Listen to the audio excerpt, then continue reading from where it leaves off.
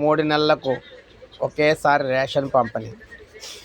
రాష్ట్రంలో మళ్ళీ 3 నెలలకు ఒకసారి రేషన్ అంటే 3 నెలలకు సంబంధించి ఒకేసారి రేషన్ పంపిణీ అయితే జరగబోతోంది.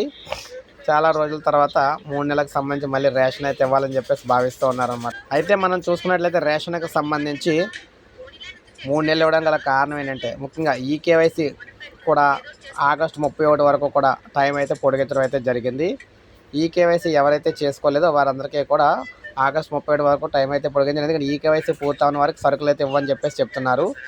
అయితే ఇందులో భాగంగా ఈ క్రమంలో ప్రభుత్వ ప్రకటన ఈకేవైసీ చేయని లబ్ధిదారులకు ఊరటన అయితే ఇచ్చింది. రాష్ట్రంలో వర్షాలు సర ప్రక్రియ దృష్ట్యా ప్రభుత్వం నిర్ణయం తీసుకుంది. ఆగస్టు 1వ తేదీ నుంచి 31వ తేదీ వరకు 3 నెలల రేషన్ పంపిణీ ఒకేసారి అయితే జరుగుతుందని చెప్పేసి వారైతే తెలియజేస్తూ ఉన్నారనమాట. సో ఈ విధంగా రేషన్కి సంబంధించి 3 నెలలకు సంబంధించిన రేషన్ ఒకేసారి అయితే పంపిణీ చేస్తారు కాబట్టి మనకి ఆగస్టుకి సంబంధించి నెల నుంచి ఈ ఏదైతే మనకి రేషన్ పంపిణీ అయితే స్టార్ట్ అవుతుందన్నమాట.